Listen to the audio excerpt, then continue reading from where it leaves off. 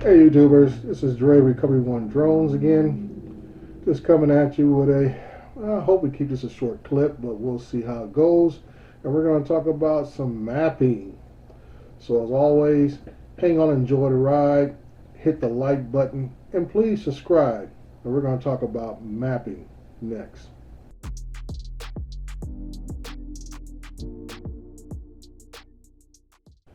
Okay, here we are. We're in the month ending, winding up, I should say, the month of March, going into April. And like I say, I'm a big follower of all the websites and the Facebook groups and other live shows, and everybody's out there getting their Part 107, which I support 100%. Get that Part 107. Guys talking about how they want to go out there and earn a little money, either full time or part timer like I am, just a little side work and everything else. But we're going to get into some of the, how you say, some of the details, what comes about. And I'm going to talk about mapping. As far as mapping goes, unless you're into, I would say, agricultural work or maybe more on a professional level, most of the people you're going to run into, projects that you're going to run into, are required to use programs like Drone Deploy or Pix4D. I'm a big Drone Deploy user myself. It's one of my preferred programs I go with. And so far, I've used GS Pro from DJI, I've used Pix4D, and so forth. The Drone Deploy always gives me consistent results with minimum issues that you can arise from doing mapping missions itself. So that's where I'm going to focus at. Not that I'm promoting Drone Deploy, it's just one of my preferred softwares to use.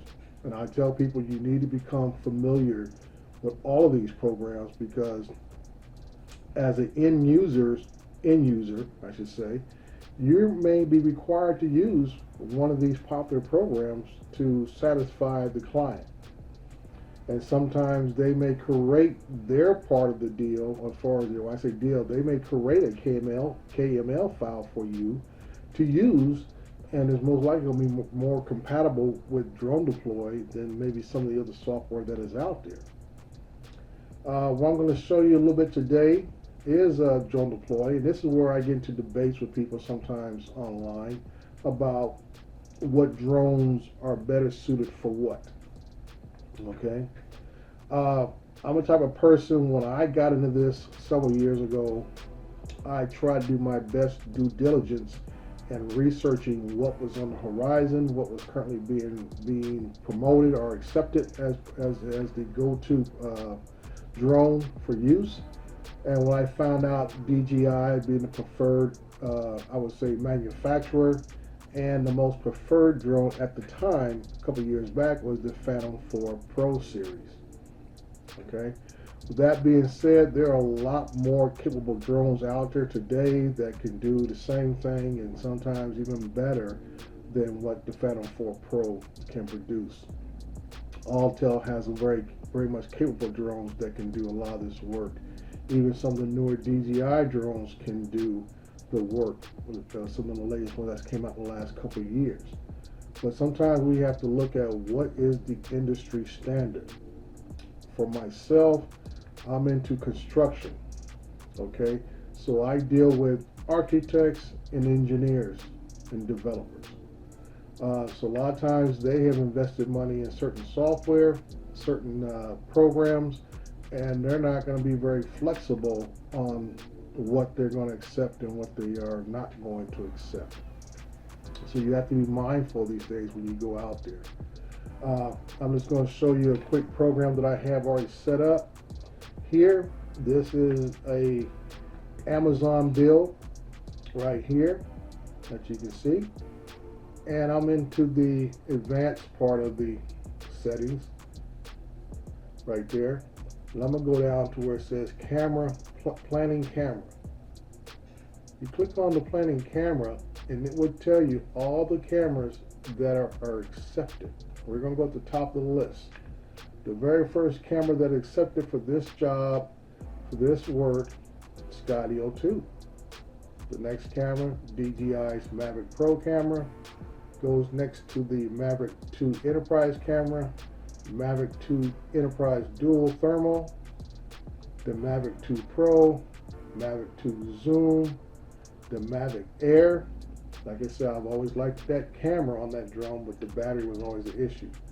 The Mavic Air 2, Phantom 3 4K camera, Phantom 3 Advanced camera, Phantom 3 Professional camera, Phantom 3 Standard camera, Phantom 4 camera, Phantom 4 Advanced camera, Phantom 4 Pro camera, Phantom 4 Pro V2 camera, Phantom 4 RTK camera.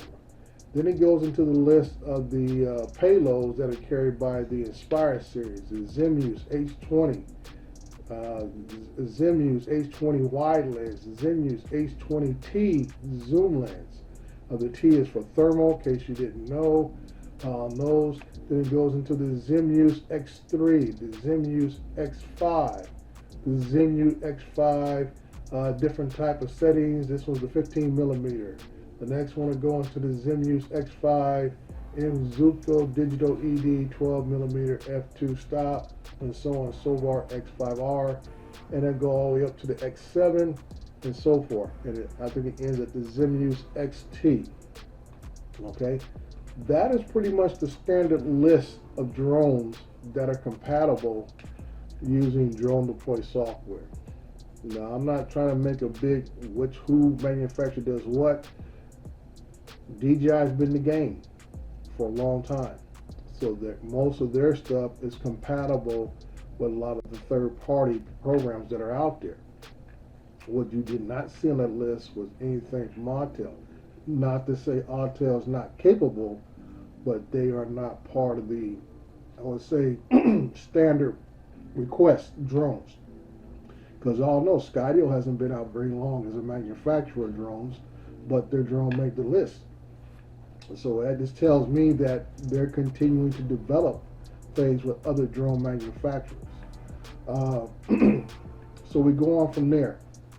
So that's why I tell people when they go out and they want to get to Part 107, they want to go out and do work. And I'm saying that if you want to go out and do mapping work, or I should say be more careful, I don't want to say this mapping, data collection. Mapping data collection is the terminology you need to be trying to use, and try to get away from saying I'm doing mapping, because mapping has the verbiage more inclined to surveyor type work, or unless you are a principal engineer. So that's one of the things we want to just touch on real quick. When you're offering services, make sure you stay away from just generic terms of mapping, photogrammetry, and so forth, because those are terms associated with surveyors or people at the level of principal engineers. Both of those individual surveyors and principal engineers are registered within their states. They are licensed and registered, and that's why I'm saying you have to be careful about when you offer services doing this type of work, that you're talking about you are a data collector. And you are not one who does calculations. You are not one who is capable of doing reference level work as far as sign off on plans. So you got to be very mindful of what you're offering. Be mindful that you not confuse a client or advertise yourself as something that you're not qualified to be. Because that's when you find yourself in hot water with local and state jurisdictions. So like I say, be careful on your wording. Make sure you use the term data collector of photogrammetry type work, data collector for mapping work, and so on and so forth. Because that's all we are doing, unless you are a licensed surveyor or a principal engineer. You are collecting data for those who sit in those seats, who have those credentials, for them to be able to do calculations and reference points and so on and so forth. So always got to be careful how you present yourself out here to a client or to the general public, that you don't misrepresent yourself of something that you're not licensed to do. So we'll keep moving forward there. That's a whole nother video on that. So I don't want to keep this too long, but I just want to show folks that, you know, when you're searching for drones, because what drone, two drones I didn't see on that list. I didn't see the Mavic 3, and those who have Mavic 3s, I'm sorry to tell you, DJI has officially put out that they will not be adding the firmware update for the Mavic 3 to be able to do mapping work. The Air 2S was not on that list. I don't know why when the Air 2 was on that list and the Air 2S is not on that list. Okay, so this goes to show you that if you have the Air 2S or the Mavic 3, it will not work with drone deploy. It will not recognize that drone at all, either one of those drones at all. So like I say, sometimes you do a bit of due diligence on what you have, what you should be buying. That's going to allow you to go out and make a little side money, as what I do, or this is going to be your main hustle for you to pay your bills each month and go on from there. So it's all about trying to do your due diligence, be smart. Don't I always say under sell and over deliver is always key.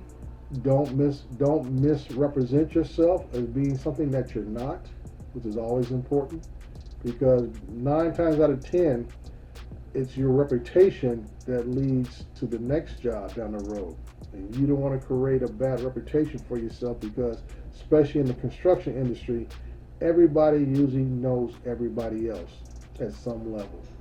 Developers know other developers. Contractors know other contractors. So it's not like you can hide from one person from another, because they're going to ask what job did you do last a lot of times and what's your experience. And I always tell people it's my experience is what has got me a lot of jobs down the road than just me as an individual with a drone. So when I can go out there and speak their language, be out there and tell them things about their site and things that are related to the construction industry, they have a little more comfortability factor with me being on their sites, conducting work as a contractor on their site, and so on and so forth. So once again, this is Dre Crawford, Recovery One Drones. Take care of one another, be safe, fly within the rules at all times, and promote the drone industry as a positive factor, and don't be a negative factor out there. So once again, hang on, enjoy the ride, and please subscribe. I appreciate it. Leave a comment. If you don't agree with what I just said, we'll talk about it. And at least you might enlighten me, and maybe I can enlighten you. Take care. Bye-bye.